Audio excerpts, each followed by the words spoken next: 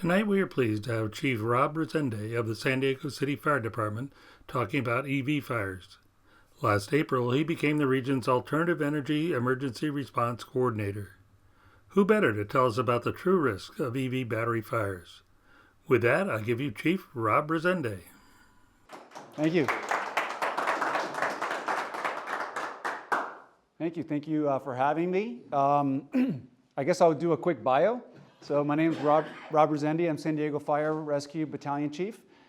Recently, I took over the position that was mentioned by Bob, the Alternative Energy Emergency Response Coordinator for the County of San Diego. So it's a grant-funded position, and I'm available to all first responders, second responders, and groups like yours to educate, train, prepare, come up with standard operating procedures related to alternative energy, all things alternative energy, not just batteries, not just electric vehicles, but all things that are here and all things that are coming in the future. So having somebody keeping an eye on what's coming up and how to prepare ourselves as first responders being my primary mission, my primary task. I do apologize, I did not bring a clicker, so I'm going to turn around every once in a while. I'll hit my next button, if that's okay. This is a presentation on, specifically on electric vehicle battery emergencies. This is a presentation that I developed a little while ago. And I added, for this particular group, I added some additional photos and videos. But every time I do a lecture, I always like to forewarn the group that this is about battery emergencies. So we're going to see lots of videos of emergencies and fires when things don't go the way they were designed to go. And a lot of times people leave going like, wow, that's kind of scary stuff. And I think it's important to always put that caveat out there that this is the focus of the conversation is when things go wrong, right? That's the focus of the conversation. And so one of the things that I mention all the time is the technology we have, our laptops, our cell phones are great technology, the ability, the reason that we are in the 21st century, the reason we can do so much with so many AirPods and all the technology that we use, our iPads, those things work 99% of the time. But the people that wear the uniform that I wear, the 1% is our 100% of the time, right? So we exist for when things don't go the way they're supposed to go, right? You're not supposed to get in a car accident. You're not supposed to have a heart attack. You're not supposed to have an accident. But we exist because those things happen, right? And so no different with these. These things work excellent, and they're extremely safe when properly designed, when properly regulated, and properly implemented. But even the best technology in the world is going to have that small percent of the time that's going to fail. And so we need people that wear this uniform to figure out what do we do when that happens and how do we keep the public safe. So that's the reason that I'm here, is to kind of talk about that. Obviously, I was the hazmat program manager for the County of San Diego, so I've done all things hazmat for the last 18 years. And so I have a little bit of experience in managing a variety of emergencies from a variety of different hazardous materials. So this is kind of what led me to get into this lane. So I do have a little bit of background on some other tech and science stuff, so we can go into the details of the chemistries and things like that. But I am by no means a nuclear physicist or whoever your other guys out there are. This is a relatively intimate group, so I like to just, as a question pops into your mind, please feel free to shout it out or raise your hand, and I'll either answer it at that point, or if I know I'm going to answer it later in the presentation, I'll say hold that thought and then we'll get to it. But what I like to do is, it's called the calibration step, and the calibration step is basically trying to make sure that we're all speaking the same language when we're talking about batteries. So we start off with really basic. These batteries that are non-rechargeable are called primary batteries. So non-rechargeable batteries are primary batteries. And these are the most common ones, right? You got the alkaline, it's been around for 100 plus years. You got lithium metal batteries, been around for a long time too. These actually have a metal strip of lithium inside them, okay? Remember that, because that's different than lithium ion. So these have a metal strip of lithium inside. Lithium is an incredibly water reactive metal. If I cut this open and I pull the lithium metal strip out and stick it in a little vat of water, it's going to catch fire. Right? So lithium metal is very reactive to water, which is a totally different emergency response from the fire department's perspective versus lithium ion. Now we start getting into secondary batteries. Secondary batteries are any batteries you can recharge. So lead acid batteries been around for a long time. You can recharge them. We're familiar with those. Nickel cadmium, nickel metal hydride are batteries that kind of started becoming popular maybe 80s, 90s. These were the RC cars that when I was a kid, I had to charge for like 5 hours and I got like 10 minutes of fun out of them. That's your nickel cad. These are also found in some of the early hybrids. So your Toyota Priuses were primarily nickel metal hydride type batteries. They recently transitioned to lithium ion as their hybrid top choice as well. We're here to talk about these guys, lithium ion batteries, right? So lithium ion batteries come in 3 presentations: cylindrical cells, prismatic cells, and pouch cells. That's your standard presentation. That's how they build the battery. Cylindrical cells, the 1865, 18 millimeters by 65 millimeters in size, about the size of a shotgun shell, is the most popular battery in the world. About 10 billion of these are made every year, primarily in China. The 2170 is basically 21 millimeters by 70 millimeters, a little bit bigger size cell. It's a cylindrical cell. This is what is most commonly found in your Tesla batteries, as well as some other manufacturers like Lucid. They like to use the cylindrical cells. They're not the only cells that are used in those vehicles, but they are the most common cells used in those vehicles. That's going to be your cylindrical cell. The prismatic cell is kind of like an encyclopedia. It's like a book. And it's basically like leaves of a book is how the chemistry is layered inside that prismatic. You have your anode and cathode right up the top. And these are the most common battery types, both in electric vehicles, next to cylindrical, and as well as the energy storage systems that we have, the really big energy storage systems all the way down to your residential energy storage systems. These are fairly common for that type of application. And then you have your pouch cell. And pouch cell is like the skinniest you can get. It's what's in here. It's what's in our cell phones. You want a skinny type of battery, you want a pouch cell. Now there are cars that are made with pouch cells. Fords, GMs, all use pouch cells. And their pouch cells are not as small as these. They're typically about this long and about this wide. A Ford F-150 Lightning, for example, and I'll show you a picture of how I know what a Ford F-150 Lightning looks like. It's about that big, and then they stack them in that compartment, all one on top, say having a bunch of laptops, one right next to the other. All those batteries get connected in both series and in parallel, and then they connect it all together, and that allows you to get that range and the speed, right? So in series means how much I can draw in a certain amount of time, meaning top speed of my car, and then in parallel means how long can I go? How much distance do I have for my vehicle? Same thing with energy storage systems. Sir? Yeah, quick question. Does the fire department get involved in the disposal or the recycling of any of the products you just mentioned? The fire department is not directly involved in that. So what we typically do from a hazardous materials, so the hazmat team is part of the San Diego Fire Rescue Department. Our hazmat team will help in overpacking and preparing those materials to be properly shipped. But the responsibility of shipping usually lands on the owner of the material. So often it's an industry or perhaps a homeowner. And then our environmental health folks from the county assist us in figuring out a way to dispose of it. The recycling side is on the receiving end. It requires some discussion as to who's going to receive the material. And then you usually have a third-party contractor that takes the material from point A to point B. So there's lots of layers. The fire department is not responsible for that back end, but the fire department does try to mitigate and or overpack the batteries to kind of render them safe so that they don't become a problem as part of the transport. Does that make sense? And we do the same with other hazardous materials, not just batteries. Thanks. Yep. So cylindrical cells. This is the most common application. Tesla was basically the pioneer of the skateboard system. Skateboard system is basically what you have at the bottom of the vehicle, and you have wheels attached to it, and all the batteries are in that skateboard. And that skateboard system uses typically cylindrical cells. They are 7,000 of these little guys, all next to each other, connected in series and parallel. They all go into modules. So you have a battery cell. The battery cell goes into a module. The module is going to be this little cube right here.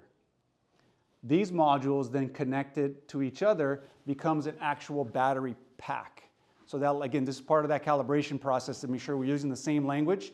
So a battery cell is a unique cell, just an individual cell. It could be one of these, it could be a pouch, it could be a prismatic, but that's one cell. And then the cells all connected together, they make a module. And then the modules connected together make a pack. And then we get into energy storage systems, the really big ones, a bunch of packs put together make racks. And then you have these racks and racks and racks of batteries like there was in Otay Mesa before it all burned down, right? And we can go over that because I was on there for 14 days. How do they work? I'll kind of talk over it. Really basic. This is not chemistry class, but it's super simple, right? We have a separator right here between the positive and the negative anode and cathode of the battery. The electrons from the lithium will leave the battery and power your device. And they will go to the cathode side of the battery. As the electrons move, the device is powered. Because there's a growth in electron negative and polarity on this side, the positive lithium ion goes, oh, I want to be on that side with my friends, right? Positive, negative. Now, as I charge this system, it forces the electron back to this side of the battery, which then forces the lithium ion to go, I want to go with my friends again. And I'm going to go across this separator to get to the charged side of the battery. Really important, it's way more complicated than this, by the way. What's really important to understand is this is what we call firefighter level chemistry. Like, okay, that's as far as we go and that's it.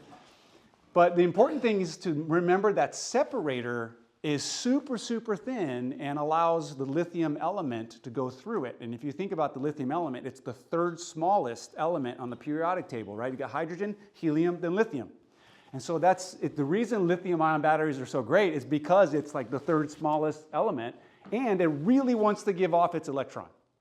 Sorry to bring you back to high school chemistry, but it really wants to give off its electron. So it wants to give it away, looking for a friend to give it away to. That's why it has so much capacity to store energy density and the ability to power our devices. So that's why it's really difficult to move away from lithium. They're trying to go with sodium and some other chemistries, but lithium is really the one that wants to do this the best.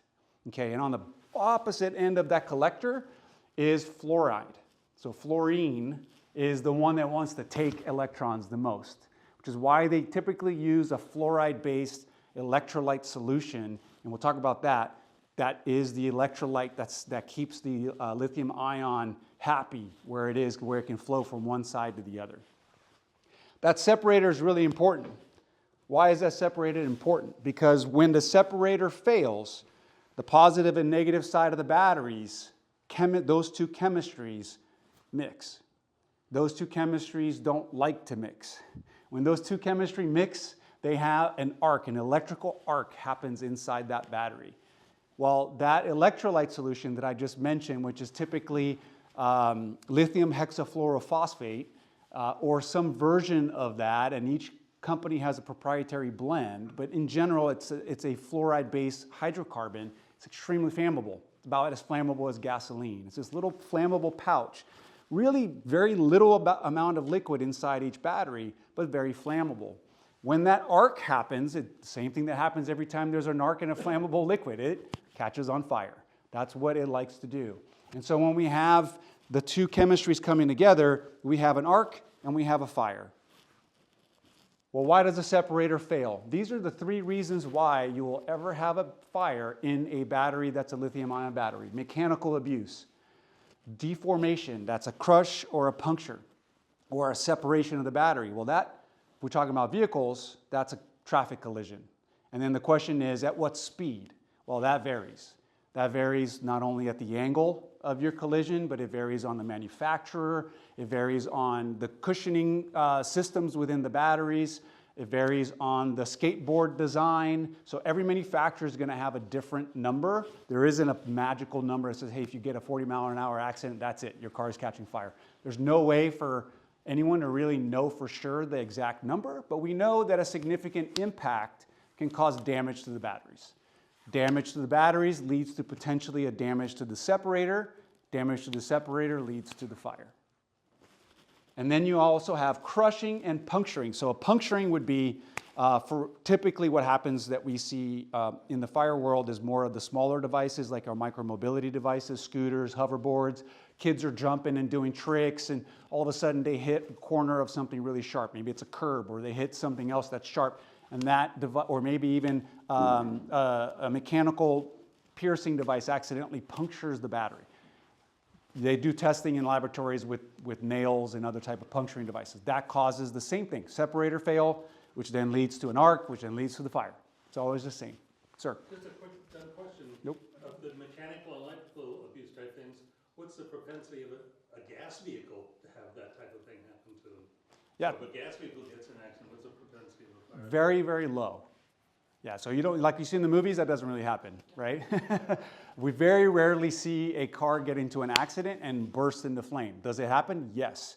Usually it requires a significant amount of speed and often a significant amount of metal meshing with each other. So violent collisions can lead to fires, or another source of ignition can lead to a fire after the incident happens and the flammable liquid's on the ground. Another source of ignition could light it. But it's not common that just a mechanical impact then leads to a fire. So an EV and a gas car are probably equal as far as the likelihood of the fire or not? You'll get to that. Get to that. Yes, sir. That's mechanical, causing separator tearing. The electrical abuse, a lot of different ways you can get electrical abuse, causes what's called a dendrite growth. And a dendrite is kind of, the easiest way to describe it, it's kind of like a salt crystal that forms in the battery. So you can envision a crystallized formation happening inside the battery. That crystal grows over time due to electrical abuse, and eventually it'll potentially pierce that separator. This is one of the things that we see happening with poorly designed systems such as micro devices like scooters. Scooters that are built with right now there's no regulation to how they build scooters. You can build one in your garage and you can sell it on eBay.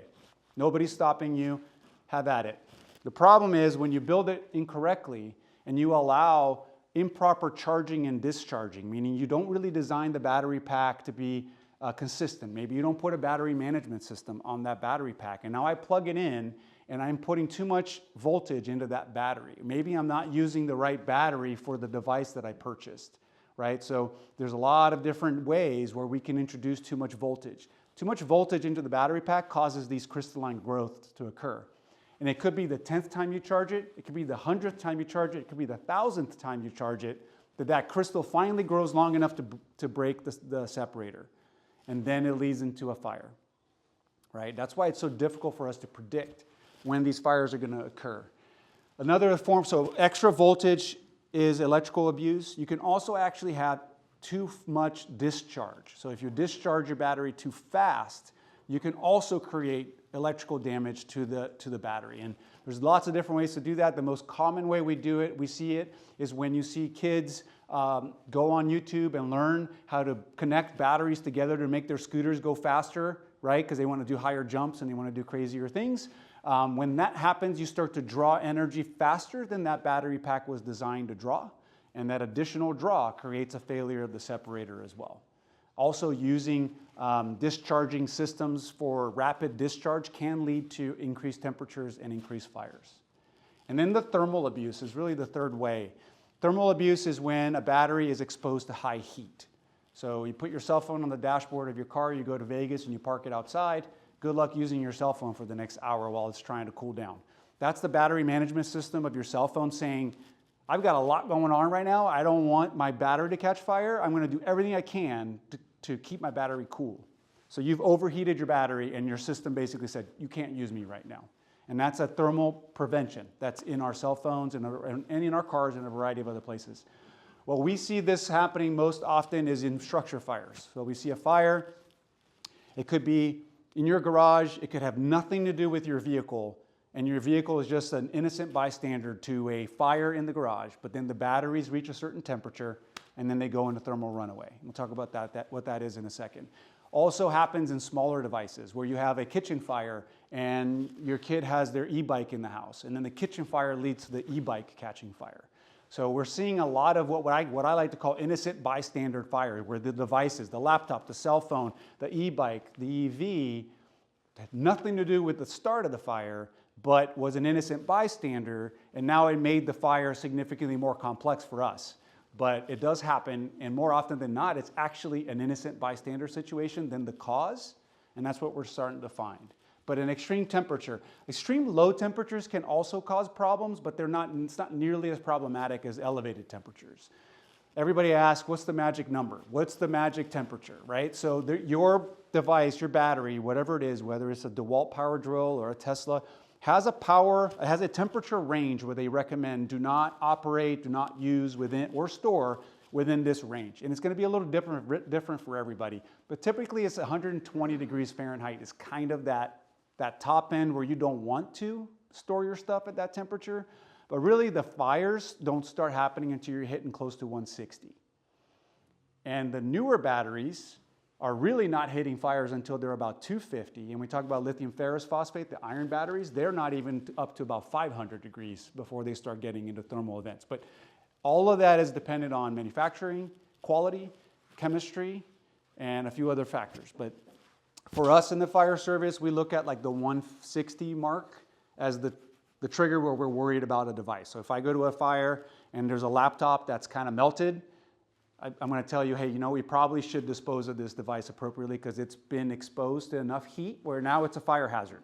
It may not have been on fire, but it could be on fire at any given point from now on. We don't recommend you using it. Is there a question? Answered it? No, you just answered it. I did? Okay. But yeah, because I was thinking, what about a home in Palm Springs that has storage? Yep. It's never going to hit. It won't hit that unless you put it in a confined area where the temperature really gets hot. Maybe if you had it on the southwestern corner of your house and your house was darkly colored and you had direct sunlight directly impacting that battery pack, probably not the best spot for it because it's getting beat down at pretty high temperatures. But it would not trigger that thermal event. But I don't think that would be a recommended place to put it. Anything above 120, which you definitely get to, would be starting to damage the battery. Right. So the battery should be in a location that's in the shade. In the shade, good ventilation, protected from those temperatures. Okay. Yes, sir. A couple times the last, say, 10 or 20 years, I've noticed my cell phone getting hot. You can feel it getting hot. And I wasn't doing anything particular, didn't necessarily have the charger on it. And I used to work in electronics, I had enough sense. I immediately took it out of my pocket, turned it off, and used to be able to take the batteries out. I took the battery out and I put it outside. Yeah. So kind of curiosity scenario, why in just normal usage, all of a sudden a cell phone battery would really start to heat up? Because then after everything cooled down, I put things back together, an hour or two later, it works just fine. Yeah, usually if there's a background software being used, like if it's downloading an upload or doing some other installation, it's really busy. And then so again, battery management system that's in the cell phone, especially the newer ones, are even more and more advanced. They're constantly flexing how much power and how much processing power they're sending from the battery to the device. And when the device is requesting a lot of power to do a lot of busy stuff, the battery starts to heat up. And so that's the design of the battery management system, is to say, I'm shutting this one down or I'm slowing this process down because it's starting to heat the battery up too much. I don't have a direct answer, but that's likely what I would guess is a lot of stuff happening with your cell phone as far as operational systems. Same thing with my laptop. Sometimes will kick on, the fan will just start cranking like it's overheating. It's just, I know that there's a lot of processing happening in the background. Is there another? I don't know if you're going to touch on this later, but there's a transition going to a lot of landscape equipment to be electric. Yes. And have you heard of any particular brand or issue with those batteries that are used for leaf blowers, for trimmers and whatnot?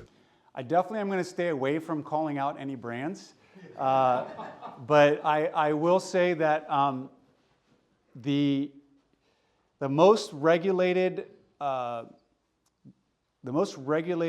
companies, the most regulated marketplace for batteries is electric vehicles, closely followed by battery energy storage systems, right? Those have all kinds of standards, codes, regulatory framework, testing, retesting. There's a lot of investment being made into the safe operation and application of these devices.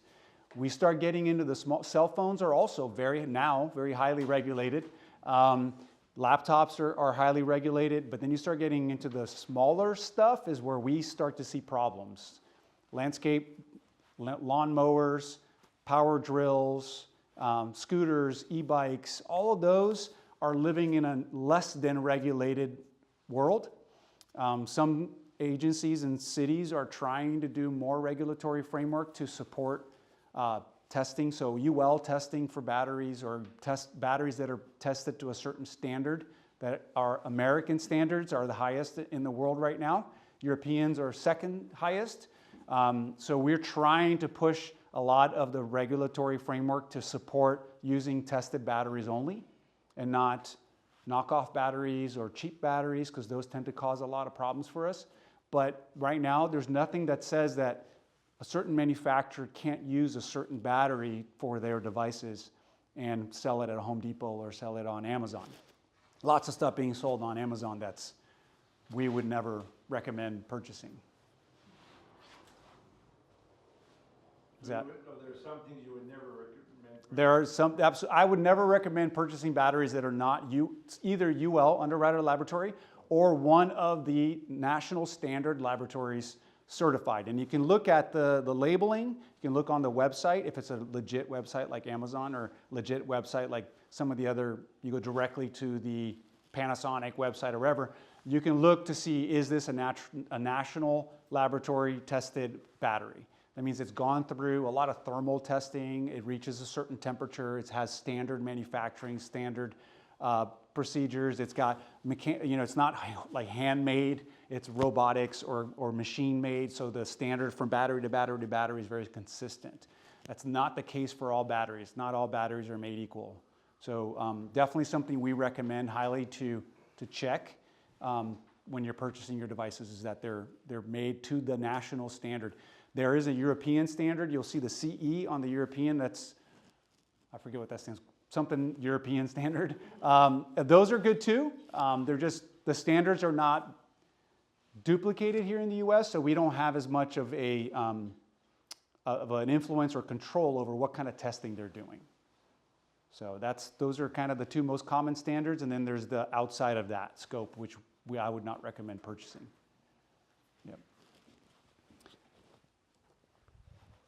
Let's talk about what's a little bit different about battery fires, right? So a lot of people are always asking me, like, how come it's taking you guys so long to put this out, or why can't you put these fires out? So very toxic atmosphere. So we talked a little bit about the electrolyte that has the fluoride-based compounds. Anytime fluoride-based compounds come into contact with fire, it releases hydrogen fluoride. Hydrogen fluoride is a very toxic substance. So that's in addition, so let me put this caveat out there. All fires are toxic and all smoke is toxic and you should not be breathing in smoke, period, right? Car fire is extremely toxic. You can actually die from just inhaling a car fire smoke, right? So we don't want anybody to do that. But the toxicity found in the off-gassing of these batteries is a little bit more toxic. And that's primarily due to hydrogen fluoride. And then there are some other byproducts that come out, carbon monoxide, carbon dioxide, hydrogen gas, oxygen. And then in addition to that, you have some smaller amounts of other hydrocarbons that come out that are all toxic. They're all volatile organic compounds. Those are all bad things. We don't want to be breathing those in. So there's a higher toxicity in the atmosphere. The burn temperatures while the battery is burning is higher than your normal combustibles, right? You have a plastic fire, you got wood, you got paper, you got carpets, you got your sofa, it's burning at a certain temperature. These battery fires can go way up there, depending on the battery, north of 2,000 degrees Fahrenheit, to the point where you're melting steel. That's how hot those battery fires can get. Battery fires come with an extra little friend of ours, and they produce oxygen when they're burning. And so you can't smother the fire, right? Because smothering the fire is the removal of oxygen from the fire pyramid, right? And when the fire is producing its own oxygen, you can't smother it. So we can't smother it. It has an explosive potential. The number one gas that comes out of these fires is hydrogen gas. So you guys remember the Hindenburg, right? The hydrogen gas. It's what comes out. It enhances the fire. It makes the fire explosive if it's contained in a space. So if it's in a water heater closet or behind your drywall or inside a small space, you can expect an explosion on top of all the different incidents there. And then you have this thermal runaway event that happens. I'm sure you've heard of it. It is a chemical reaction that happens inside the battery. The easiest way to describe it is basically a thermal runaway event is every type of fire that the fire department comes across all happening at the same time. So what I mean by type of fire, we classify fires in classes. And so a class A fire is like the chair or the carpet, normal combustibles. Those are our class A fires. We can put water on it, put them out, no big deal. Class B fire is like gasoline fire, hydrocarbon fire. That's a grease fire. That's a class B fire. We don't want to put water on that because that spreads the fire everywhere. It doesn't help. We want to smother those fires, right? A class C fire is an electrical fire. So any fire that's involving arcing of any type, it's a class C fire that we have to be careful in how we approach those. And then a class D fire is any fire involving metal shavings or metal substances that are flammable that can actually propagate the fire, which is all found inside things like nickel, cobalt, manganese. Those are all flammable fires that can happen with metals. So that's all the 4 fires that we encounter. And then the other type of fire that we encounter is a gas fire. Well, I already said it comes with hydrogen gas, right? So imagine, it's hard enough to fight a fire. Now we're fighting all 5 at the same time. That's why it's really difficult. Plus, it's inside a little battery that's not designed to fail, which is inside a module that's not designed to get opened or water. And then it's inside a battery pack that's not designed to have any opening or intrusion. So it's all of that stuff's happening and we can't even get to it. We can't really easily get to the seat of the fire to put it out. That's what makes it so difficult. And then another complexity is this reignition potential. So if the fire, we talked about thermal insulting or thermal impacting of the batteries being a cause of the fire. If there's a multiple modules that catch fire and somehow, let's say we manage to stop the propagation from one module to the next, but this module and this module were close together and this module got to 2,000 degrees Fahrenheit and this module was just sitting here saying, oh my gosh, I'm getting really hot, and somehow we stopped it, somehow. If this thing went above 150 degrees Fahrenheit, it can catch fire because now that separator for all these batteries has been impacted. It can catch fire at any time. Any second, minute, day, week, month, or years later, this thing can go, okay, I'm done, and then it catches fire. So that makes it really hard for us to know when is this incident over. Happens all, hey, when can you release this back to the homeowner? Or when can you take this and move it? Or when can we stop storing this thing over here? I don't know I can't tell you that. There's nobody that can tell you that unless you have imaging technology like MRIs that are designed to look into the battery. They have those. We don't have those, but they have those to see how that battery is behaving. And so that makes it really difficult for us. Example of months later, flooding event in Hurricane Irma. The car gets repurposed by the insurance company. It gets sold to a person in Sacramento, and 8 months later it caught fire. And we retraced it back to, oh, this thing was flooded by salt water, right? So those things do happen, and it's really hard to predict. So that's why it's so complex for us. I don't think I need to hit this one. You guys all know why we're going in this direction. Not only is there interest, there's need, there is technology, and there's influx of money, both government and private, to get the transition to occur for us to move into electrical. And so because of the influx of money, because of the influx in desire and marketplace, we see what happens when we have the increase in demand with now what happens, the supply starts to increase, right? We start to make more because there's people that want to buy more of it. And then as that happens, the prices of everything starts to drop, which is all good, right? Prices of the scooter, for example, today versus an electric scooter 15 years ago. Like today, everybody's got a scooter. 15 years ago was a novelty because not everybody could afford it, right? So because the prices go down, the volume of the materials go up, the volume of the frequency we encounter it go up, and the number of manufacturers that are getting into this space goes up. And I go back to the part that says some marketing spaces are not regulated. Where do you think most of the not so high-end manufacturers are entering that space? they're entering at the bottom level, right? They're not going to enter at the electric vehicle level. It's very difficult to be able to get to that level. But I can enter into the scooter level. I can enter into the game, the like little toys, remote control toys. I can enter into that space and nobody's even checking my work, right? So that's really, really problematic for us on that entering point. Lots of charging stations are being built. Lots of battery storage systems are being built. A lot of money being put towards buses. Again, I always hate to like show these videos because they're scary, but this is what we come across.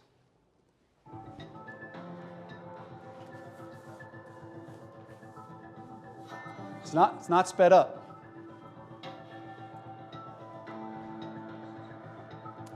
The radiant heat and then the projectile of batteries is catching the trash on fire. This bus is starting to go. By the time we respond, all these buses are gone.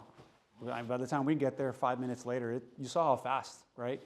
And so it's, as we move, and I have these discussions all the time with folks like Port Authority and MTS and folks that are buying large volume of these commercial level vehicles, is we need to think about these, at least consider how we park them and where we charge them and what our emergency response plans are going to be. We need to consider a little bit differently, right? It's not just your run-of-the-mill diesel engine.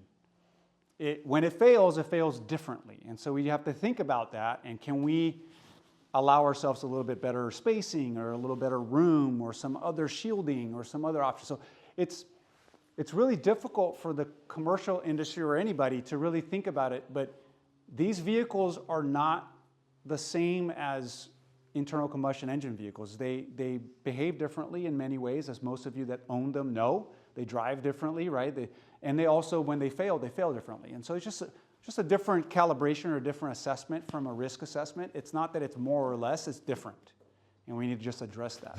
Are there any studies that say what's the recommended spacing between vehicles? So I work for a company that develops charging for electric semi-trucks. So they have 500-600 kilowatt hours of batteries. It's enormous. But the court, not surprisingly, the vehicle manufacturers won't say Right. what the spacing needs to be. Yeah, so it's a difficult question to answer. So the spacing that should be between charging, technically, if everything is going well, there should be no issues, right? The question is when it fails, what's that space? And that's the hard part to answer, because how is it failing? Is it just a couple of cells? Is it the whole bus? Is it what kind of, are we seeing jet fires? So the recommendation for an unstable vehicle is 50 feet. You're not going to do 50 feet. That's unsustainable for the marketplace. But the same would be true if I had an internal combustion engine car on fire. I wouldn't want them to be within about 50 feet of anything else. But we go to gas stations and we park next to each other and we fill our gas stations up close together, right? So it's unrealistic and really not the right way to approach it, to say, hey, you can't charge these things next to each other, because most of the time it's fine, right? So it's really difficult for me to say, like, well, really, you should be like 300 feet in all directions. Well, there goes your business, right? It's not going to work. And so I don't think it's realistic. I think what we can do is, so I talk to the industry all the time, and I say, look, just change your inspections. How often are you checking your battery packs? How often are you inspecting your vehicles? Is there a different way to look at the batteries versus an internal combustion engine? Can we park them, and perhaps, especially if you're talking about vehicles that are prone to maybe more impact, like commercial, like construction equipment, right? Everything's going batteries, including excavators and dump trucks. And well, those vehicles are definitely not driven lightly, right? So they're in dirt and rock and things are hitting it, and they're going to work. So maybe those vehicles could be parked with shielding between them, right? It's not that hard. I mean, you go to RCP Rock and they've got an area where they got 2 cinder block walls on both sides. It's not that expensive. Just maybe make a few of those and park your vehicles there. You lose one, you just lose the one, right? But those are all conversations that the safety team has to look at and develop, and maybe that's a good option for them, and maybe their risk profile is different, and maybe they're willing to risk a little bit more and not have those shielding, and that's up to them, right? But yeah, it's a great question. Energy storage systems is typically about 5 feet between like a large container and another large container of batteries. And that's from studies. They've shown that about 5 feet, you don't have enough radiant heat to trigger the next one. Got it. So there are studies for that. Is that like specified in UL 9540A, yep, exactly. So we don't have so much studies on cars, and often because cars burn differently. Each of them burn differently. So it's really hard for the industry to say, well, yeah, you have to park all cars 10 feet apart. And I'm not sure. Question for you. Is there a sensor or is there something that like that fire right there, that you could smell hydrogen chloride? Can it be detected prior? Yeah. Like it's like a leak? Yes, it can. There are many sensors that detect thermal events happening in a battery before it completely turns into this. The HF is actually not the recommended one because that's the one that comes kind of later, a little later into the event, but it's actually as simple as a carbon monoxide detector because hydrogen gas and carbon monoxide on the sensors are what we call cross-sensitive. So if I have a carbon monoxide detector and I stick it in a hydrogen environment, it's going to start alarming.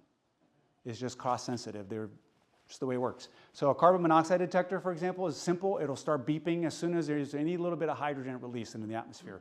There are some other sensors that actually also add on to that a VOC detector, a volatile organic compound. And the VOCs typically get released from the batteries even before the hydrogen does.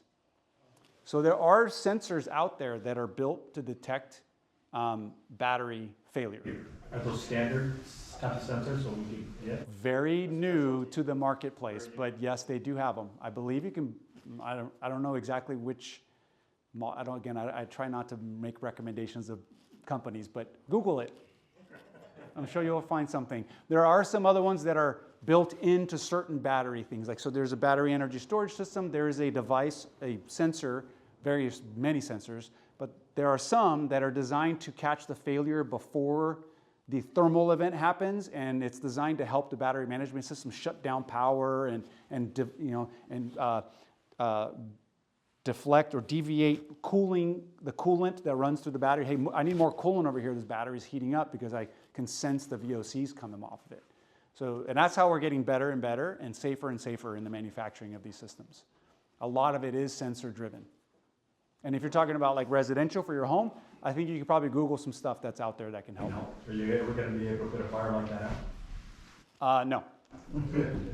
Not if it's in the battery, which obviously this one is. What we can do is protect propagation from one to the other. So what we do is we put the tires out, we put the seats out, we put the plastics out, we put everything that we can out, and then we protect, if we got here on time, we protect the rest of the buses as best as we can. And if we can move them, we move them. If we can't move them, we just apply a bunch of water to protect them from catching fire, and then we let the battery just off gas and do what it's going to do. Putting a bunch of water on top of the battery doesn't really do anything. So if you're downstream from that air that's coming out that fire, that's not a good thing to do. It doesn't matter if it was a battery fire or not. Being downstream from a bus fire is all bad. It's all bad. Very, very bad stuff. And there's metals coming out of the fire, just normal metal, like even without batteries. Take the batteries out. You've got metals, particulates. There's even HF in plastic. So the HF's coming out of your seats and your plastics in your car. So it's all nasty, as many firefighters would attest, that we're very careful to not breathe in smoke, but sometimes it's unavoidable. Let me show you how quickly it happens in a vehicle. So this is underground parking in China. You see the off-gassing, right? That's white, it's off-gassing. And then it's going to turn into a jet fire, and if the jet fire is shooting out, and that's because the skateboard of the Tesla has these little vents. If you've never seen it, if you have a Tesla, you can look at them. There's these little tiny little vents. It's a one-way valve, and it's designed to allow for a little bit of burping, a little bit of that naturally happens in any battery. You're going to have a little bit of buildup of a little bit of gas, let it escape, you're good. But when that happens, obviously it's pressurized, and so the only place it has to go is where those little vents are, right? Because that battery pack is built really tight. So the vents come out and it's pressurized. Why is it pressurized? Every one of those little cells at maximum charge can release up to 8 liters of gas. So for a cell this big, I get 8 liters of gas. And I've got 7,000 cells inside that Tesla. So 7,000 times 8 liters is how many liters of gas could release if it was a catastrophic failure. Typically, it's a domino effect. So it's like 8 liters here, and then another one fails, it's 8 liters, and another one, 8 liters, and another one, and it just kind of slowly builds up. But if you have a whole module or a bunch of modules, you have a lot of pressurized gas coming out. And so that's why you have those jet fires coming out. And of course, the neighboring cars are not happy. But let's talk about how that worked. So the vapor, so the white gas of a battery, if you're ever near a battery and you see white gas, don't dismiss it. Yeah, get away. That white gas is, number one, it's toxic. Number two, it's flammable and explosive. Number three, it's telling you this is going to go and there's nothing you can do to stop it now. Now it's already, that domino effect has started. The chemical reaction has occurred. It's a positive feedback loop. It's going to go, right? So get away, call 911. We'll hopefully get there in time to get that thing out of your house or your living room or whatever it is. If it's in your garage, we'll try to get it out. So you get the white gassing, the pressurization happened. This is a vapor cloud explosion. That was the big like thing that you saw. And then you get the jet fires on each side. And it took about 10 seconds.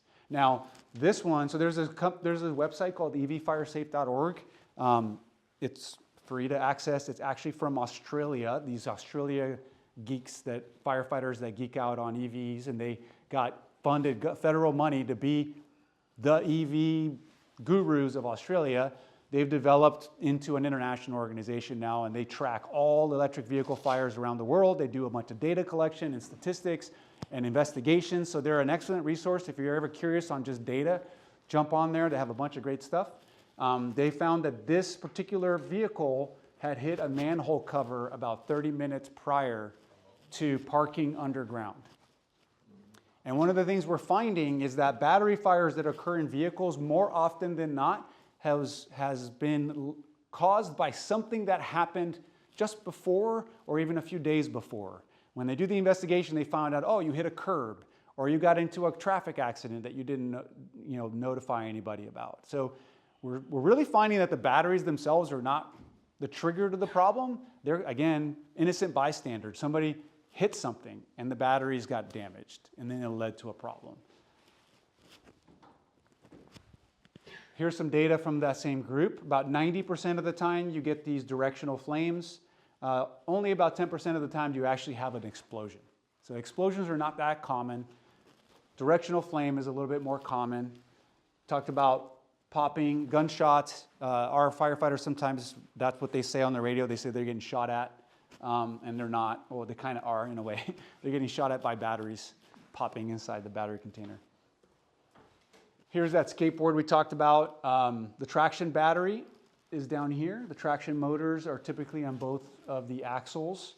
And you have a bunch of different things, but here's where the batteries lie, right? And then you have these high voltage cables through here, and often you have cooling lines throughout. And one of the things that we are careful with in traffic accidents is if I see coolant underneath the car, if it's an ICE vehicle, I say, hey, your coolant line's ruptured. If it's an electric vehicle, you're not moving it because it's not a coolant line for your motor, it's a coolant line for your batteries. And now if you drive away, your battery has no way of cooling itself. And now you're probably going to start a fire a few miles down the road. So if we see liquid on the ground, if you see liquid on the ground under an electric vehicle, like a reddish liquid especially, that is don't move it, call somebody to come check it out because it's not a good thing. Yes. Your mechanic? Normal mechanic. Probably not a normal mechanic. So it depends on the manufacturer of the car you have, but I would call the shop, right? The vendor. So if it's Tesla, I'd call a Tesla. If it's a Ford, I'd call the Ford dealer and say, hey, I've got an issue with my car. And then most likely they're going to come and tow it back to their shop and then have a certified electrical mechanic look at it. But it's a good question because it's not a simple answer. It's not a simple answer for a lot of owners of electric vehicles. Not everybody is certified and capable of looking at the batteries or looking at the car. And often when you have a collision and you're trying to ask I don't know if all of you have experienced this, but often when you have a collision and you call your insurance company and go, hey, I've had a significant collision with my vehicle, I want to make sure that it's still safe to drive. They say, we're not going to tell you that it's safe to drive because we don't want to go into the liability of making that decision. So you may have people kind of backing off on that. And a lot of times what happens is, from the ones we've seen that are significant accidents, the insurance company says, we got it, it's our car, here's the money back. Like they don't even want to deal with the potential liability of trying to say, oh, it's fine, you can keep driving it. They're like, nope, we're going to take the car back, we'll pay you for it, and then they either dispose of it or repurpose the battery or have it, I don't know what they do, to be honest. Sometimes they do stuff that I don't agree with.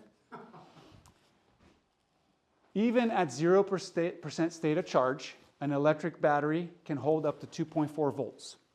So each one of those little batteries hold about 4.1 volts. When it hits below 3, it's getting close to 0% state of charge.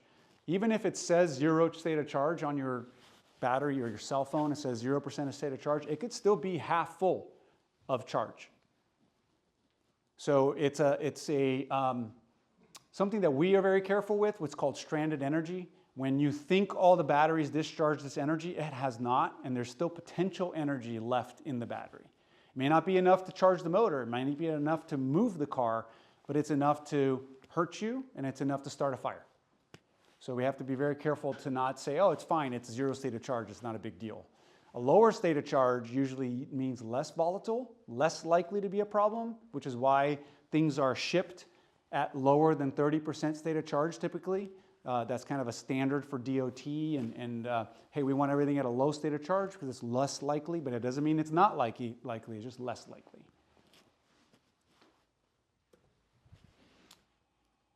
I bring this up all the time, right? Is this a parking garage or a refueling station? And if it was a refueling station, do you think we'd be permitted to put it 4-story below grade? Probably not. Have our codes and standards changed to keep up? No. Are there new standards for charging underground? No. Parking structures are absolutely trying to put charging stations wherever they can because the market's changing, right? They want you to come park at their parking structure. And there's nothing that stops them from doing this. Should it stop them? I don't know. There's different conversations there, right? The risk of an electric vehicle fire is technically lower statistically than an internal combustion engine fire. So should we really be worried? From the fire department's perspective, this is a more complicated incident than if it was an internal combustion engine. In my opinion, we should be doing what this system has right here, and like most of California does, sprinklers. Sprinklers go a long way to preventing propagation from car to car. It may not put the fire out, but it'll hold it to a much smaller footprint, and it'll protect the structure much better than non-sprinklered parking structures. In California, most, if not all, parking structures are sprinklered. Outside of California, that is not the case. There's been a lot of fires that have actually destroyed the parking structure because there's no sprinklers there. So I think we should be mandating sprinklers everywhere there's any car, not just electric vehicles, that are being parked, because just the sheer volume of fire potential is there. So we should really be sprinklering everything. Explosion control, explosion concerns. So this happened in Colorado. I originally was told that they thought that if an electric vehicle had a failure inside a garage that it could explode, the garage. And at first I thought, there's no way. That's not going to release that much gas. And then 3 months after I said that,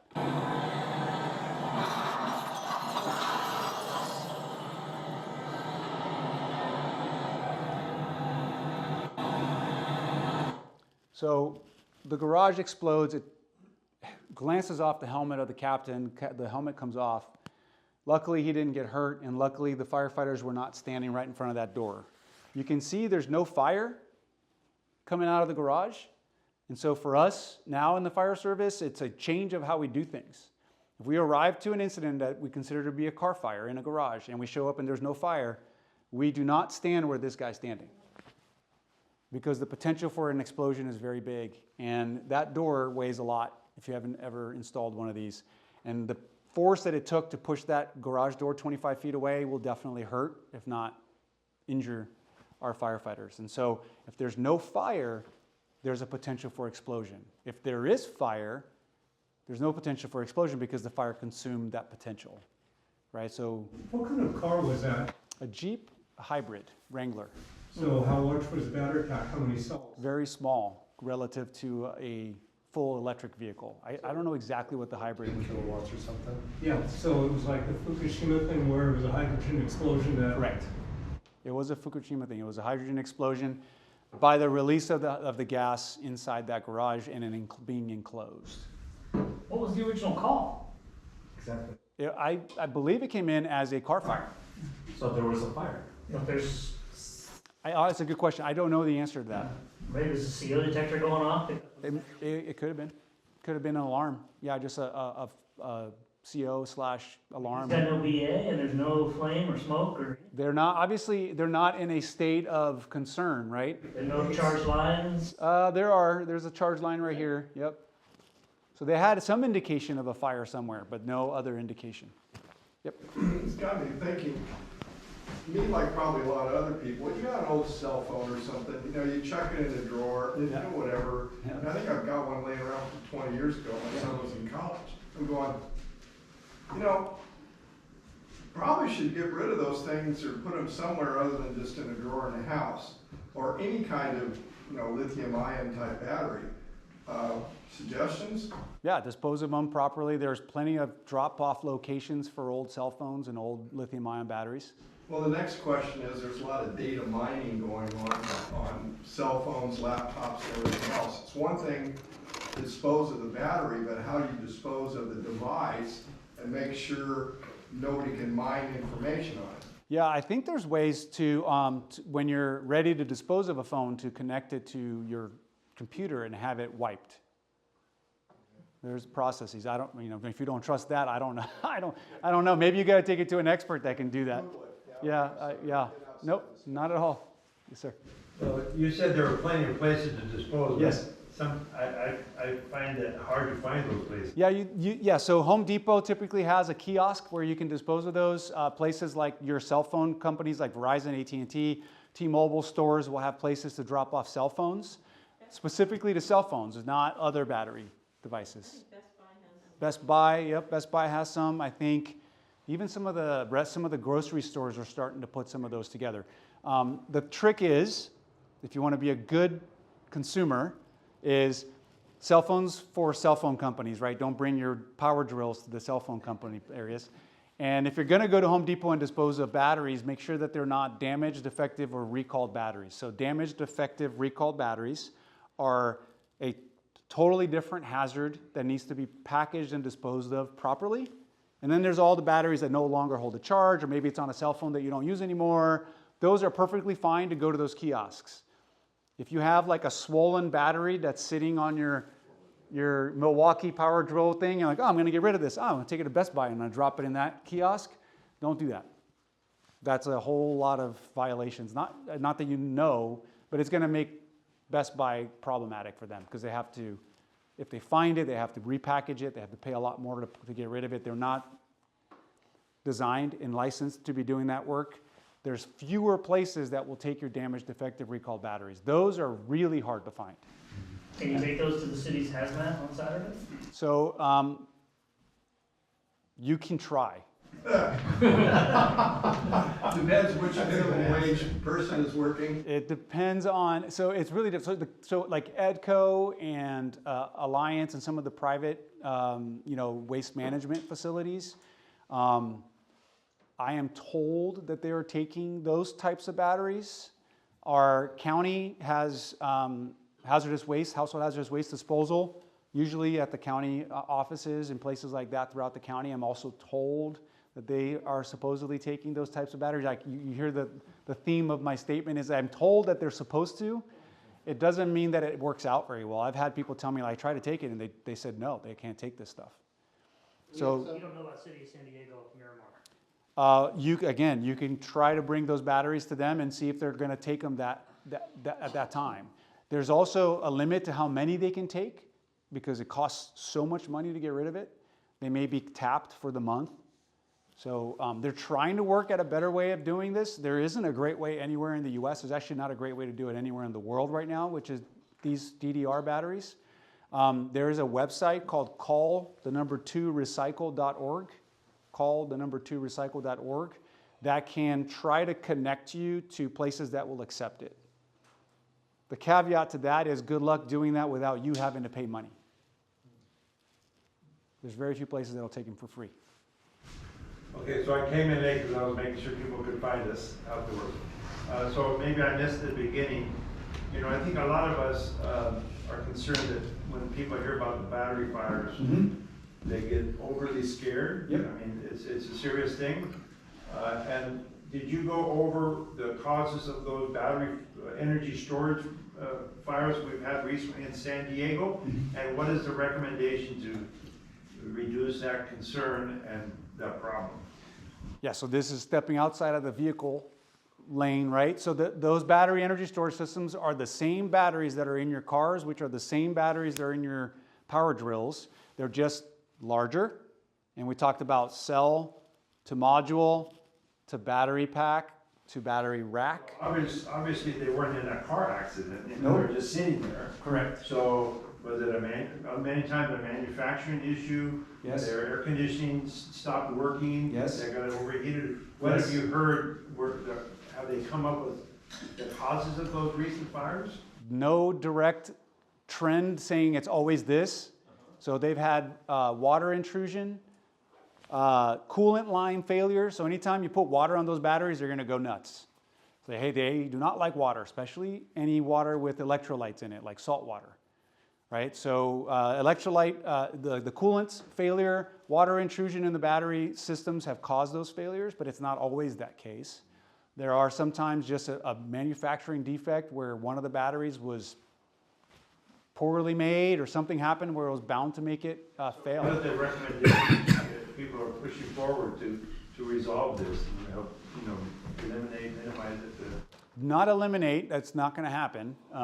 And so it's definitely following the standards, codes, procedures, and safety measures that are currently put in place. Almost all the fires we've had in San Diego are older systems that are legacy systems that don't have to be brought up to the current standards, which are much more stringent, that requires a lot more testing and a lot more different safety mechanisms, like some of the things we talked about, like the detectors, ventilation capability, spacing between the batteries, shielding of heat blockage between all of these things in the new systems are light years ahead of what they were in 2017, even though it was only 8 years Since most of the fires happen in the old ones, are they require them to go retrofit them? No. Not yet. Nope, and probably not gonna. Yeah, retrofitting, going retroactively, going backwards in time to update codes is like moving mountains. More often than not, it's when that system decides to apply for an expansion permit. Now you get to tell them, now if you're going to be expanding, now we get to apply new rules to your situation. Yes. Can you talk to the fires up in LA and the problems with battery systems interfering with, or you said you can't smother it with water? Is it like thermite, you just let it burn out? Yeah. I'll talk about the wildland fires in a second. I have some slides. But just to finish your point as far as public perception and public concern, so the new codes and standards have significant distances that are different and some additional barriers that we put into place on the new permitted sites.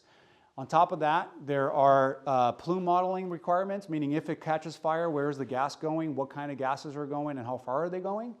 And then also blast deflagration modeling, meaning if it blows up, what kind of distances are we talking about?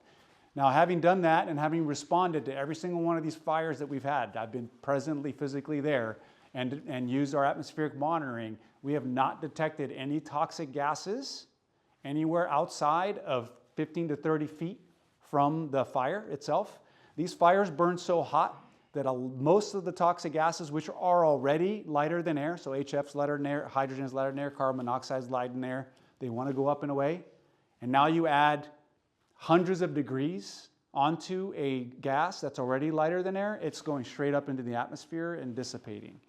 The concerns we have from fires in any of those facilities is just the normal combustion stuff, the black sooty plastics, wires, liquids that are involved in that fire, that sooty smoke, like any other type of structure fire. We don't want people to be exposed to that. but any type of structure fire is going to have those toxicities.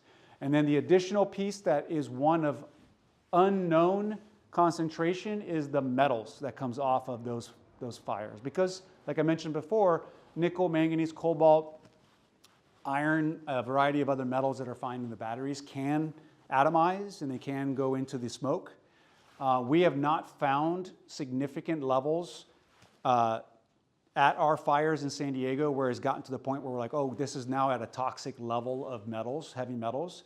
We have not reached those. We've tested water, we've tested soil post-fire, immediately during the fire, and many, many weeks after the fire to measure deposition of those things. And we have not detected anything that would be considered hazardous. We've detected the presence of them, but we have not detected them to be at a level where we consider them to be significantly higher. So when the fire is occurring, do you have devices that check the air quality? Yes, we do particulate measurements of the air, and then we do some gas measurements as well. And again, we have not found anything to be impacted where the areas where the public is. Our people are wearing PPE. The people that are not wearing PPE, we want to make sure that they're not in that space. We have not detected anything that makes us think that the area that was near the space was contaminated in any way. People will smell smoke, but when you smell smoke, it's like at 2 parts per billion. And then toxicity doesn't start until the parts per million, and it's usually many, many numbers above parts per million. So you're like 1,000,000 times lower concentration than will be considered toxic by the time you're smelling it. So our nose, our sense of smell is pretty impressive at being able to detect very, very low concentrations. But having said all of that, we test every single time just to make sure that things didn't change. And I'll throw you a caveat. In Moss Landing, you guys heard of the Moss Landing incident that happened up in Monterey? Large energy storage system, much bigger than the Otay Mesa one. The largest energy storage system fire that's ever happened in the world. Happened just last month in Monterey. And they did measure elevated levels of cobalt, manganese, and nickel in the estuary, which is immediately downstream from that fire. So there was contamination to the water area. The EPA is there. I've been in contact. I actually talked to the EPA responder today. And they're taking readings to compare what background was and what current measurements are, and to see was there a significant change and did it reach toxicity levels. They're still waiting to determine that. They don't think it did, but they're waiting for the lab to get back. And that was an older established energy storage facility. Much older system in a building that it should never have batteries in, with no current standards. All the current stuff is significant. This technology is moving so quickly that 8 years is like 30 years of technological improvements. Do you know if they cycle the batteries down at Otay more than once a day? I don't know their cycle rates.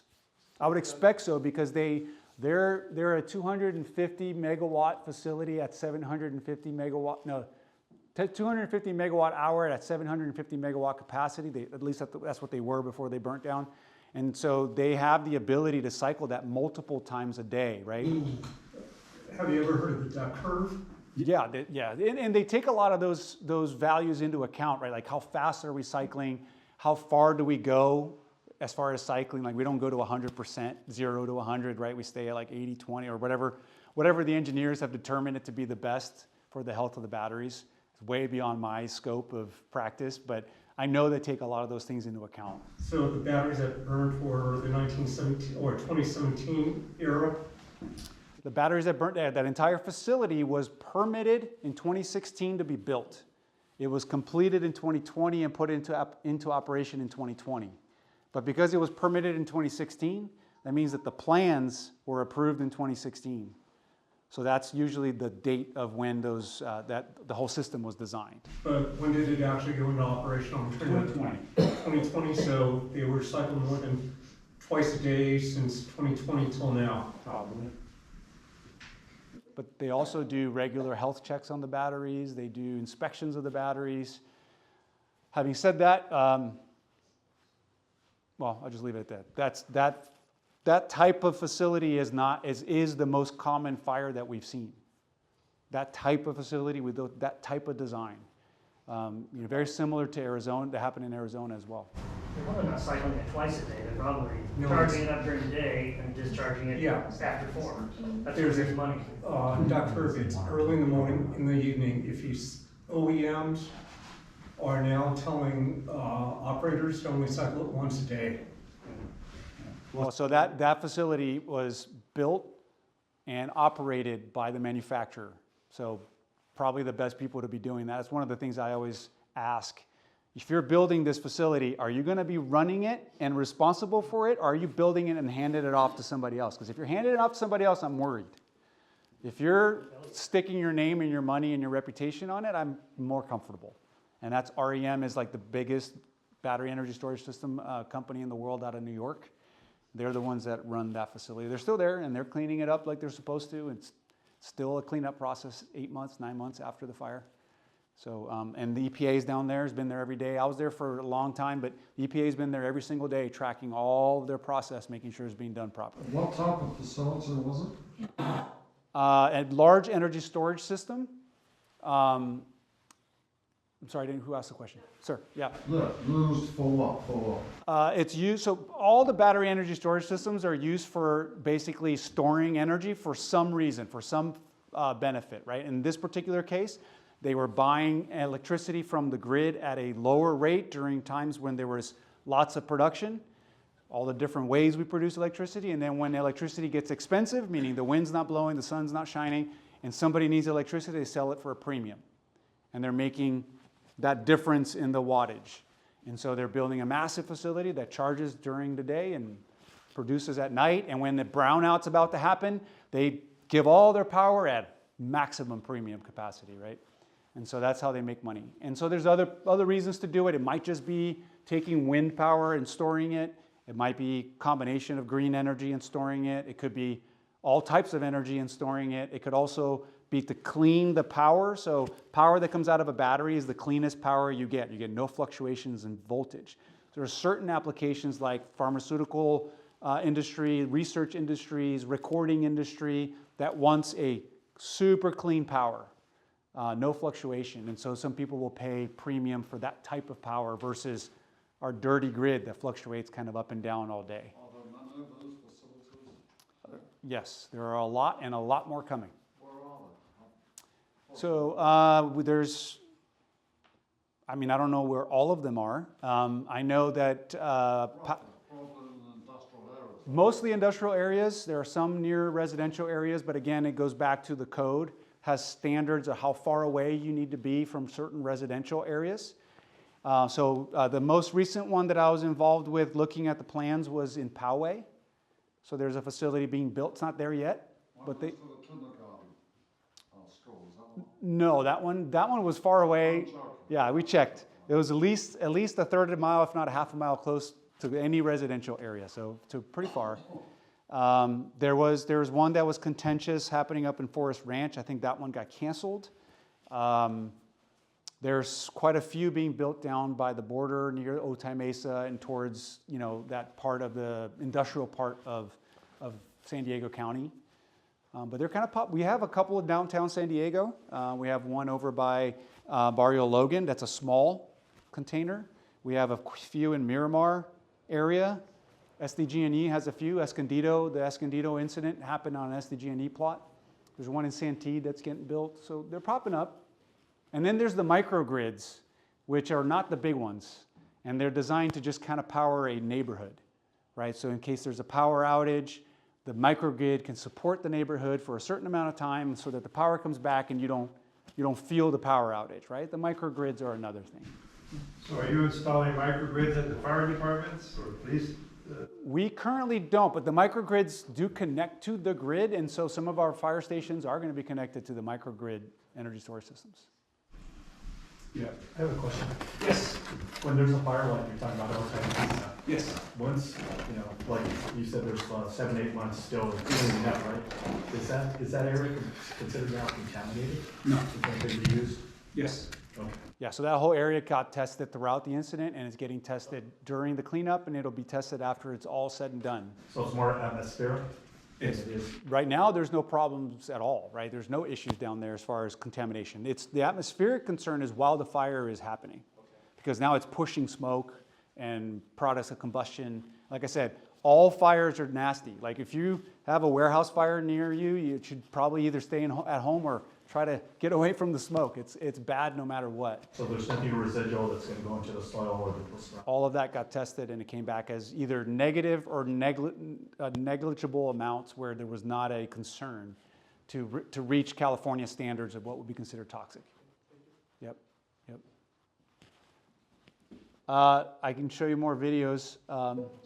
Again, a lot of this stuff is scary stuff, but it just, because that's the space that we live in, right? But this is a bus in Europe, in Paris. One of the things that worries me about transportation, public transportation, there's the obvious, right? Lots of people, so that's a big one.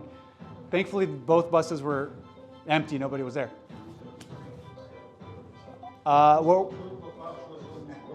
What's that? Yeah, on the roof and then often on the back. So it kind of goes around the top and the back. So that is not a skateboard design, right? That's the opposite. It's on the roof and around the back. Lots of smoke. A lot of this smoke is not the batteries. Most of this smoke is tires, plastics, vinyls, seats. So we would typically extinguish most of that fire, and then you'd have batteries that would just be popping and off-gassing. And so we would try to maintain control of that and allow the batteries to kind of de-energize themselves through failure. And then once the batteries have failed, then it's package, clean it up, and haul it away. That would be the typical response there. Now, a lot of concerns from that sooty smoke that's coming up and out, lots of evacuations, shelter in place, aggressive actions by our folks. You can see this is Paris. That bus was fully involved and I didn't see a single firefighter on scene. So that happens in a very short amount of time. I would expect a maximum of a 5-minute response to something like that. So that whole bus was gone in less than 5 minutes. So very quick to happen. So that's a concern, is the speed. The other concern that I have is often transportation systems are retrofitting buses and they're not buying manufactured electric vehicles. And that's kind of go to like what you guys are probably doing, right? So the retrofits worry me because the manufactured vehicles are going through all of the DOT and all the standards and checked and all kinds of stuff. The retrofitted stuff, I have no idea where the regular, especially if they're not going on a road. Like if you're using them for construction or if you're using it at the airport for moving luggage, you're essentially exempt from DOT because you're not putting it on a road. So who's checking? And that was a question I asked the port, and they first looked at each other and they're like, no, we're going to check. Okay, good. So this company, nothing against this gentleman, but they went out of business in 2019, or I think 2020 maybe, but that bus was retrofitted. This bus was retrofitted in 2019. So the desire, and nothing against Aladdin either, they were awesome to work with. Obviously, they didn't know that it was going to happen, right? So, but the desire to go electric often pushed a lot of industry to go a little faster than the safety could keep up, right? And so that's something that we're living in this weird gray world. I kind of feel like the same thing happened in the late 1890s to 1900s when we were going gasoline, right? And you probably had all kinds of car fires that we never heard about until they figured out how to make sure that the hoses don't mix and the fires don't start. So I think the same, we're kind of in that space. So if you look at this bus from a firefighter's perspective, this is not a battery bus, right? It's got a grill, air intake, right? You look at it a little closer. I see a coolant, right? I'm thinking radiator coolant. I'm looking at all these hoses before I got a chance to really look at, this is me taking these pictures. Before I got a chance to really look in there, I thought there was an engine in there. So originally the firefighters showed up, they said, oh, it's a bus fire. And then they were like, this fire looks different, must be a hybrid fire. So that was how they approached it. This is the fire itself. You'll watch the fire starts up there, right? So the bus explodes and catches fire. And that's sprinkled, right? That is sprinkled, yep. And now you'll see the white gas is the hydrogen being emitted both up here, and then you got some gas emitted around the ground. And you'll see the fire follows the gas. You'll see that there's more to it. Now, all of this gas is all gas, right? It's not smoke. This is gas. This is toxic. nasty stuff. And all that is just off-gassing from the batteries. Oh, some steam too from the sprinklers. Not so much steam. Yeah, you see the off-gassing is really just pressurized gas coming out of those batteries. Fired on a couple of heads. It did. Yep, over both buses. And the sprinkler helped keep it to just the one bus, which I go back to why we like sprinklers. They kept it to the one bus. Here's the battery.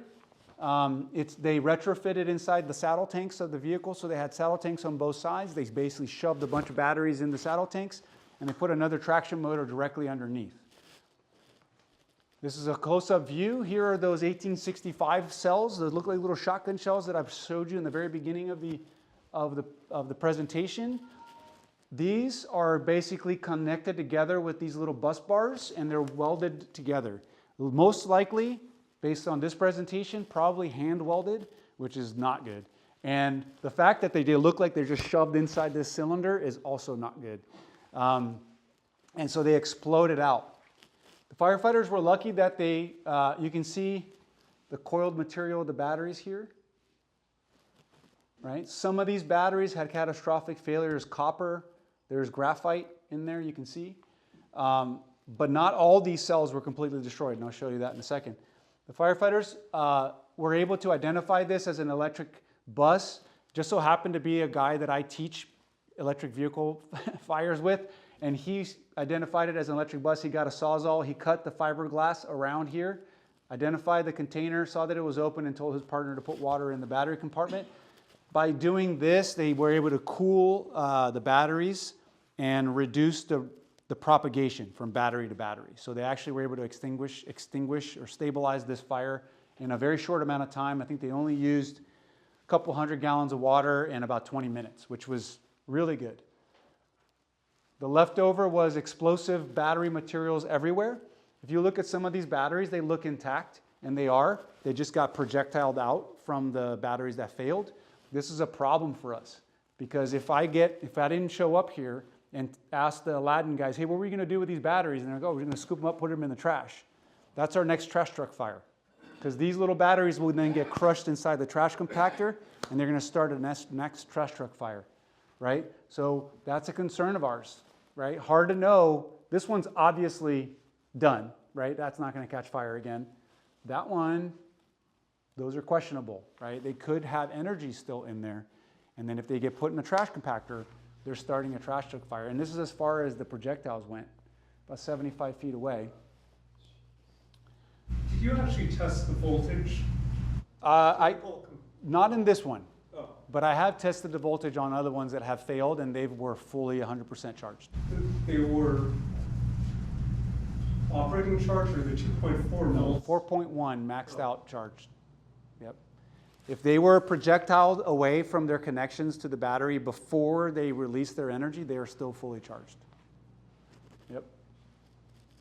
So that's the 8 liters of hydrogen gas that you said All is in there. contained in the... And that's what made it fail and then caught fire. This one, I don't know if you've seen this video. This is after Hurricane Irma, I think. Sorry, it's loud.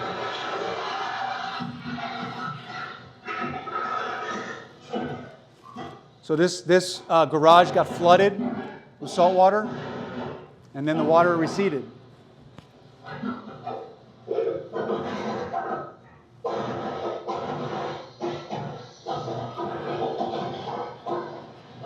Batteries popping, gas.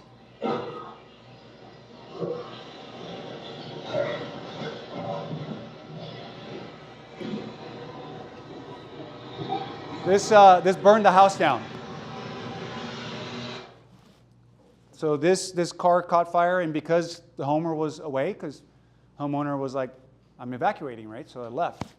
And then they had their Nest camera or whatever in the garage, and it just caught it. And it caught fire, and then by the time first responders got there, the whole house was gone. So salt water is really bad for, if it gets intrusion in the battery pack, it's a recipe for destruction. Those batteries do not like salt water. They love to just fail because of salt water impaction. So they do not like those. Did that test the fire in the garage?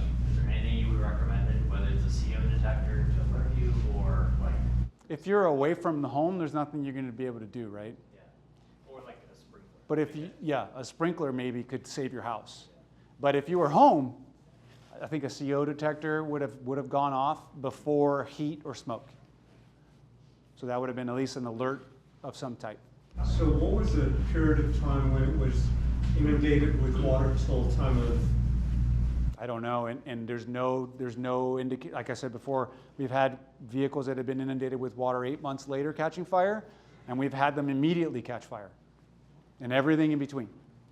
There's no mathematical way for me to say like, oh, it got 50 gallons of water in there, it's going to blow up in 2 days. It's impossible for us to know without looking and inspecting and having a way to look at the battery to see how the salt water got intruded.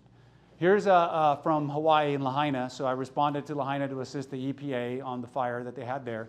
This looks exactly like Los Angeles looks right now as well. Palisades and Eaton look exactly like this. Just a little bit of the thing. Again, I focused on electric vehicles because of the group that I'm with, but we did do similar things with energy storage systems, residential energy storage systems as well. You can see all those 2170s that I mentioned earlier, those little cylindrical cells from the Teslas. This is a Tesla. As one of my buddies likes to call this, the Elon metal. What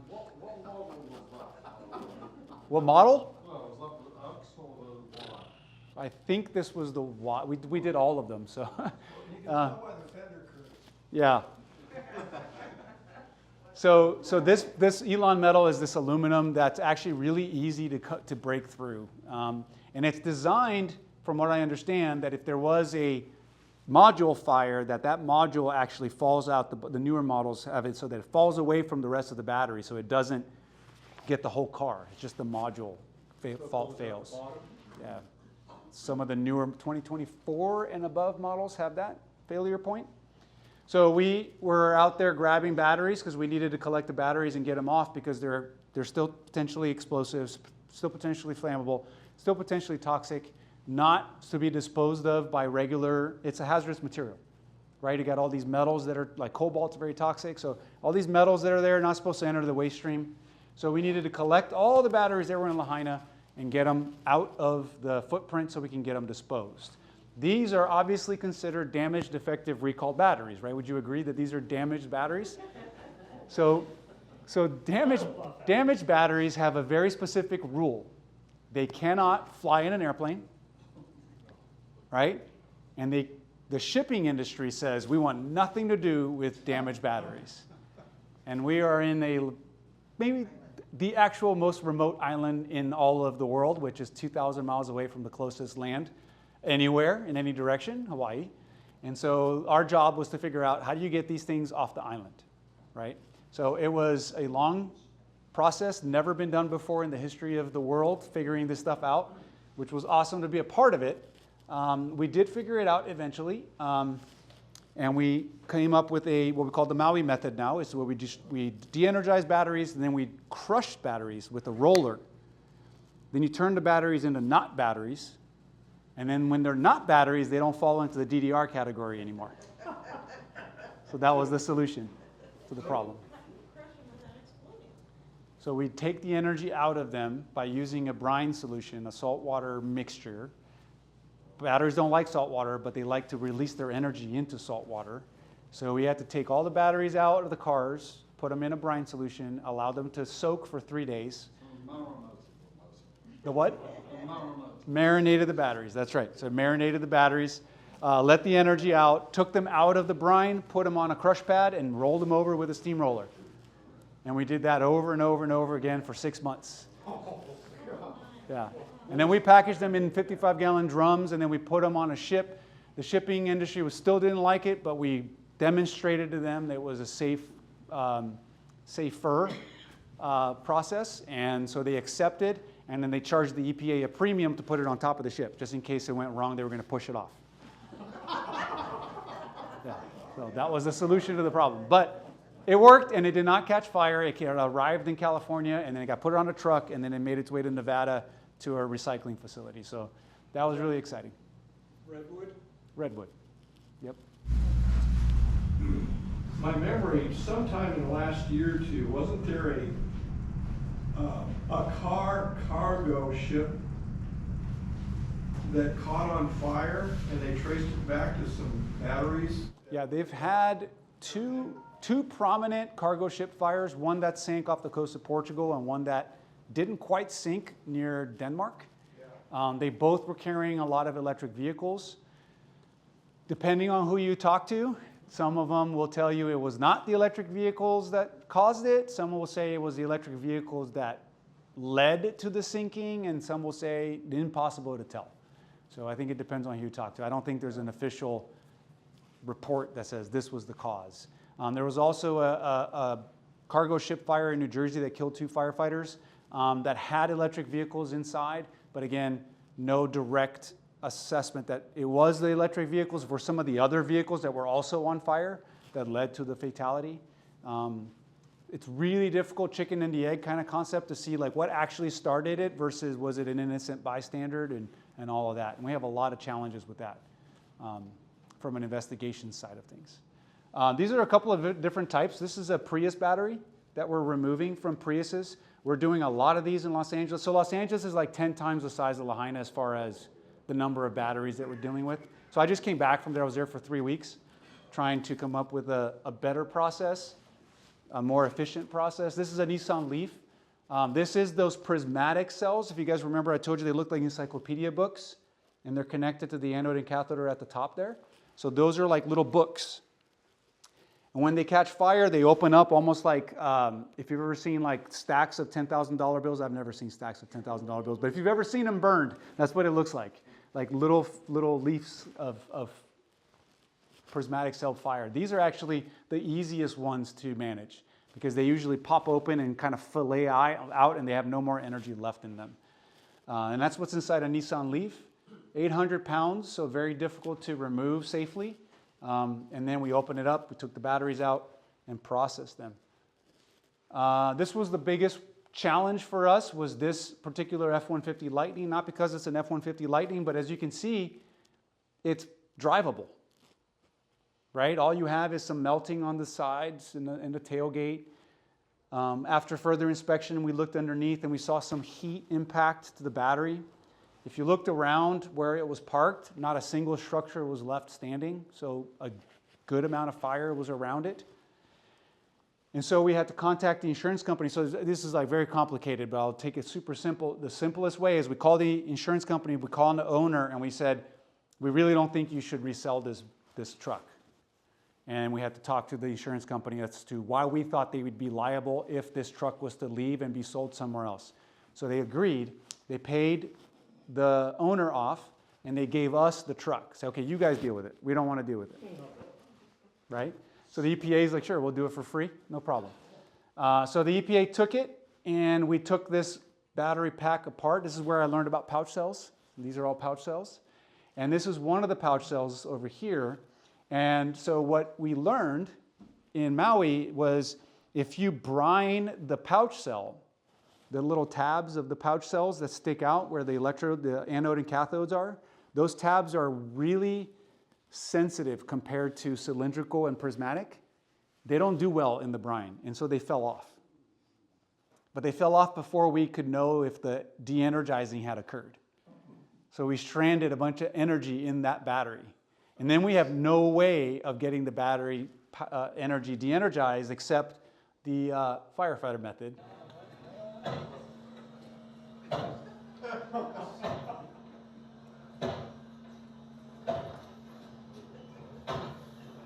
So we confirmed, yes, there's still energy in the battery.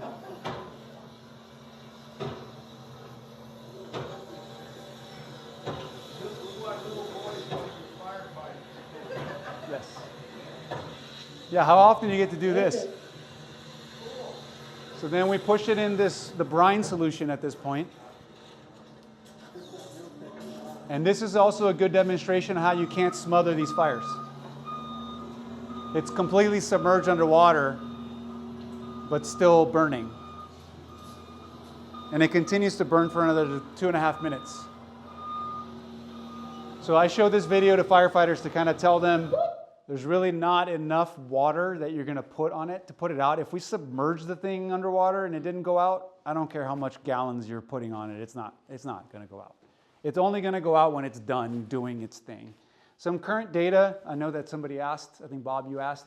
As of 2023 to 2024, hybrids are the most common fire-prone vehicles, followed by gas and significantly lower, about 500 times less than electric vehicles. So now I have some concerns with this data. I'm not a statistician, but per 100,000 sold, so I had 1,500 ICE vehicles on fire per 100,000 sold, but how many do I have on the road compared to these, right? You might have sold 100,000 this year, but this is a 1985 Buick that's on fire, right? So that data gets a little bit tainted. I think we got to dive a little deeper to really get a true risk analysis. But from anecdotal firefighting analysis, meaning how many fires do we go on a regular basis, we go on a whole lot more ICE vehicles than we do electric vehicles. The electric vehicles, now that number is going up. Like I think 3 years ago, I can remember 1 electric vehicle, and then last year I think I remember 6. And I think this year we already hit 6. So it's anecdotally we're seeing an increase in electric vehicle fires, but that's also because the sheer presence is going up. So I couldn't tell you other than we definitely see less of these than of these two. Will that number change with years of use and with number of collisions? That might change. I don't know what that looks like. Did anybody normalize those? Just compare it? More than this? This is the only comparison I've seen. No, you could normalize it by ratio and proportion. That is the ratio, that is normalized to ratio and proportion, but it doesn't take into account that this might be, like I said, a 1962 car. There are no 1962s. Well, that's not true. There's not on the road anymore. There was electric vehicles back then. There's a few 20s on the road. Are there? Okay, so I figured somebody would know that. But generally speaking, there's not a lot of Pintos that are electric, right? There's not a lot of those. Electric Pinto. This is sporadic fires, not induced fires, like I think it's all fires. all fires? Yeah. So, Not spontaneously combustible fires. so the hybrid is more than the gas? Yes. Per 100,000 sold? Yes. Per this data. Part of the hybrid is most likely to catch the fire? I don't know. I don't know the answer to that. Brand of hybrids? Yeah, I don't know the answer to that. My only guess is that basically a hybrid is a gas car with all the same risks associated with a gasoline vehicle, and then you add on top of that any potential electrical concerns, and you've combined the two. Obviously, mathematically, that doesn't make sense combining, but that's the only thing that makes sense to me is that a hybrid is both. There's a lot of really old Priuses out there. And there's some older ones, yep. Old hybrids. Yeah, yeah.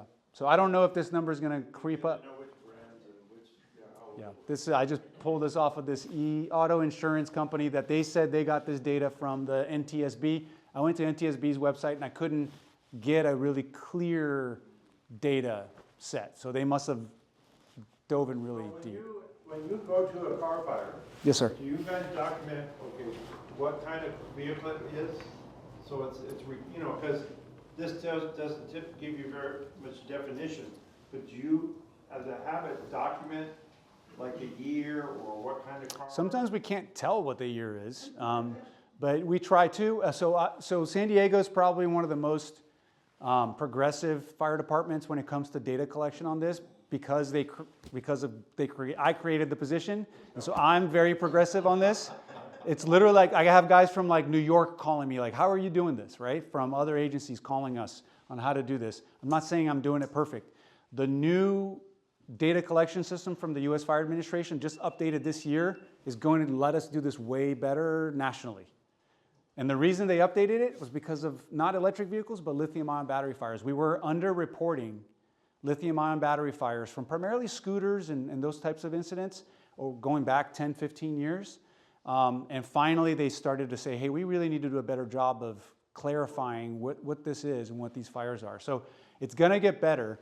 Who does a good job of collecting this is the insurance company. The Insurance Institute is what is collecting and knows make, model, year, cause. We don't do investigations on fires that don't involve arson or fatalities. The fire department is not in the business of figuring out what manufacturer failed. That's the insurance company's job. And so it's a private sector job to figure out root cause of all fires. The fire department's job is to make sure that there was no bad person doing it. There wasn't if there was a fatality, to make sure it wasn't caused by a bad person. And then if there was not some kind of arson and all those, that's where the fire department lives, in the space of the criminal aspect of fire investigation. We don't live in the insurance aspect, because what ends up happening is if our fire investigators say, your laptop caused the house fire, and then Apple will say, well, our investigator says it was this other thing, and then now you guys both got to go to court and you got to battle it out, and then we're going to sue the fire department because you made the wrong claim. So it's like, we're not touching that. There's no benefit to us unless it was caused by somebody or somebody doing a criminal activity. Then we will investigate with our masked investigators, combination of fire and SDPD. I'm going to say we have about 5 more minutes of chat or some questions. Yep. So. Thank you for keeping track of time. So I can talk about this for like 8 hours. Yep. Some causes right there. We talked about those. Just overheating, charging, collision, manufacturing defect, and environmental factors like overheating and flooding and things like that. So needless to say, charging your car, not in a garage, but outside, preferable. Yeah, I would. Yeah, I would be careful with the garage. So in the garage, I have some issues within the garage, because if you go to put an energy storage system in your garage, the fire code says you need to put a certain detector so many feet away from the box. The box has to be in a certain location in your garage so it doesn't have potential to be impacted when you're parking your car. You pull your Ford F-150 Lightning in your garage, close the door, there's no code that says I got to do anything to your garage to make it standard where I can put what is arguably 3 times the power of a Powerwall in your garage. Nothing says you can't park it there. Nothing says you got to put detectors everywhere.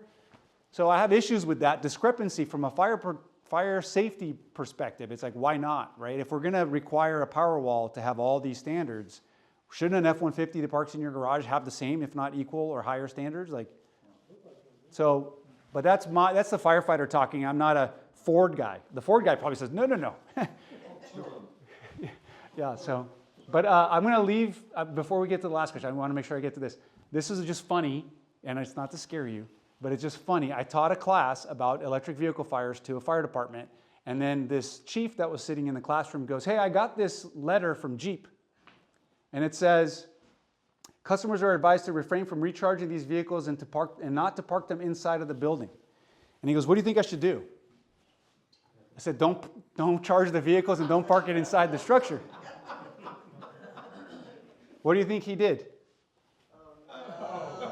He charged the vehicle, but he did say, hey, I didn't park it inside the structure. It was 2 days after the class. He sent me this picture via email. So I said, what'd you do? He goes, I had to charge it. I had to go to work. And I go, okay, I probably would have done the same. So, sorry, somebody was going to ask a question. Sir? Would you recommend retrofitting sprinklers into a garage that's holding electric vehicles? If you can afford it. It's expensive to put sprinklers in garages or anywhere. But yes, to save your house. I mean, that would be just good in general, right? Almost all new homes are now coming with sprinklers, right? So there's a reason for that. Because they will save you in the long run. You can just put 1 or 2 heads in the garage yourself off of. You probably could. I mean, I don't know if the flow, the GPMs would be to the standard, but anything might be better. Don't say that the fire chief said to do this, right? But I think anything is a little bit better. Nothing, even if it's just to buy us time to get there. Right, that's usually what sprinklers really do, is they buy us time to get there. Especially if you have a really a strong fire that's going, sprinklers don't put everything out, but they keep it small. And then we get there and we can stop the rest of it from going off. So sprinklers are a good thing. Detection systems to warn you to evacuate are a very good thing. This is kind of a general question. Well, us EV heads can talk later or whatever. Just what I'm seeing is tremendous amount of liability, increased liability with electric vehicles and that type of thing, at least from the insurance industry's perspective. If they know you've got an electric vehicle, you've got an attached garage, and you're charging it at home, they're gonna go higher risk factor, I would think. So maybe we can talk about this. I don't think the data is suggestive of that yet. Or I don't know if it will be, right? Because the statistics show that an ICE vehicle is more likely to catch fire right now. Okay. So the industry is going to say, look, if we're going to blame the EV guys, we got to put money on the ICE people that are in there, right? Because the statistics show this car is more like the ICE vehicle is more likely to catch fire. So I don't think the statistics are there. You're probably right if the data goes there, but the manufacturers are increasingly improving the development and safety of their vehicles. Like some of the brand new cars are incredibly safe. Most of our car fires that are electric vehicles are not involving the batteries. So over 70% of all electric vehicle fires are not battery involved.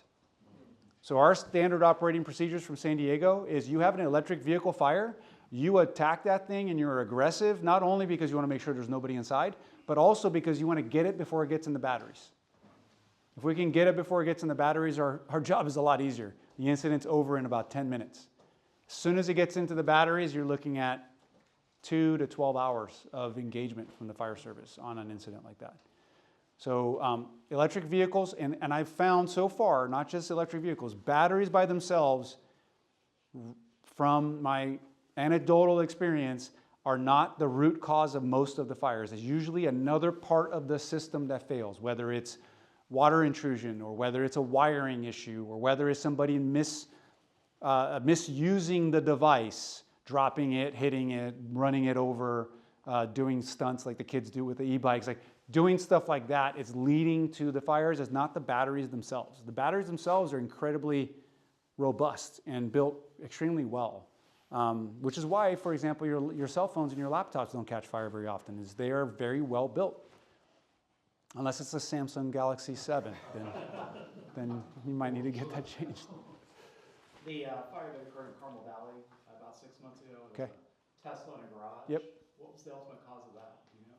I don't know. And I go back to, if there was no suspicion of arson or a fatality involved or a significant injury, we, fire department, will never know.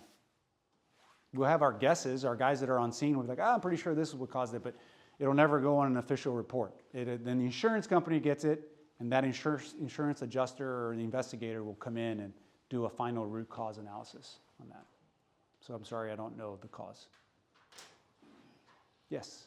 I was going to say, we got about 5 minutes to evacuate this place. Oh, geez. Because we have a hard cutoff at 8 o'clock, but thank you. Absolutely. Yeah.